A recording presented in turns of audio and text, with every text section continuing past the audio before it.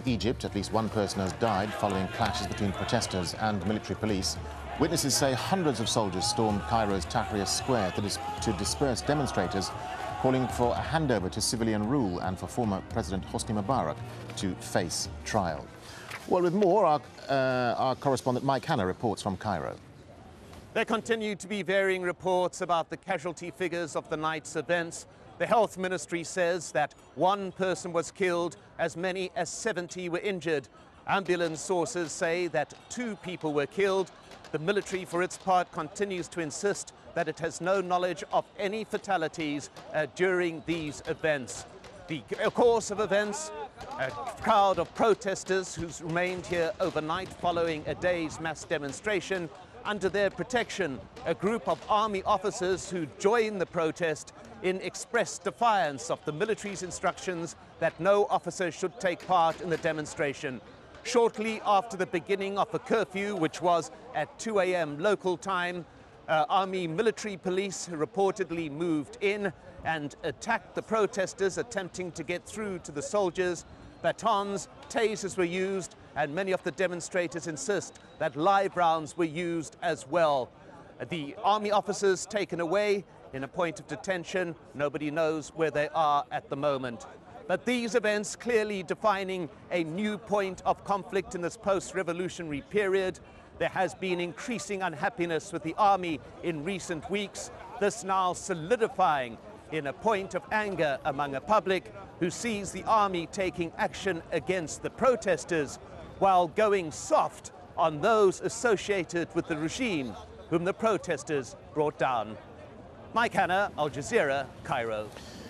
Well, Salma Said is a pro-democracy demonstrator who witnessed what happened last night. She joins us now from the Egyptian capital, Cairo. Salma, you were in Tahrir Square, I believe, last night. Just describe for us what happened, what you saw when the military police came into the square. Well, first of all, it was not only military police. It was military police and army forces and central security police forces as well. It all started at around 2:30 a.m., half an hour after the curfew, and I was standing by the side of the museum, and there were hundreds of army forces behind them. There were hundreds of central security forces as well, and army cars were bringing more forces into this area. The protesters were standing in front of the army chanting, "We are having a peaceful protest, a peaceful sit-in." And then I walked over to one of the army officers to ask them whether they are going to attack us that day, and he said, "No, we will not." Almost 15 minutes after this, very heavy gunfire started from the other side of the square. And all the protesters started to run, and then the gunfire started as well from the side of the museum. And from this moment till around 6:30, Tahrir Square was like a battlefield. Protesters were trying to protect themselves. The army was firing at people above their heads. I saw live ammunition the next day, and I also saw people being carried. I haven't seen anyone dead, but I saw many people being carried by other protesters. So you saw people who had been shot being carried away? I haven't seen them. I can't confirm that they were shot, but they were definitely unconscious.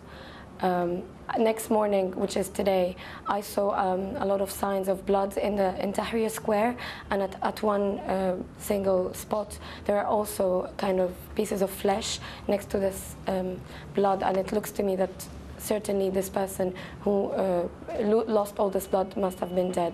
Many protesters say that at least 2 people have been killed and many injured. The ambulances started to appear at around 5, and they took a lot of injured people out of the square. The army started to leave the square at 6:30, an hour and a half after the curfew was lifted.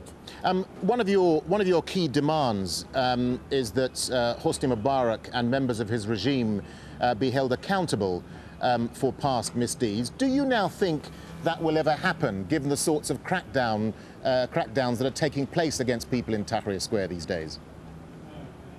Well, protesters in Tahrir Square are very determined, and that they believe that this is the only guarantee that the situation in Egypt is going to be better. And this is the only proof that the army is really supporting the people. This is not the first time the army cracks down on Tahrir protests and sit-ins. The first time was on the 25th of February, and the second time was on the 9th of March. Yesterday was the third time that the Egyptian army cracks down on protesters in Tahrir. And they also cracked down on a sit-in by protesters in the faculty of Mass Comm in Cairo University a couple of weeks ago. And they are doing this every couple of days with the workers who are in strikes. So people have really are in doubt whether the army is really supporting this revolution or trying to support the remaining parts of the past regime, and taking Mubarak and his regime into trial, to court, seems to many of us as the only proof that the army is actually trying to support this revolution. Salma Said, thank you very much indeed for talking to Al Jazeera.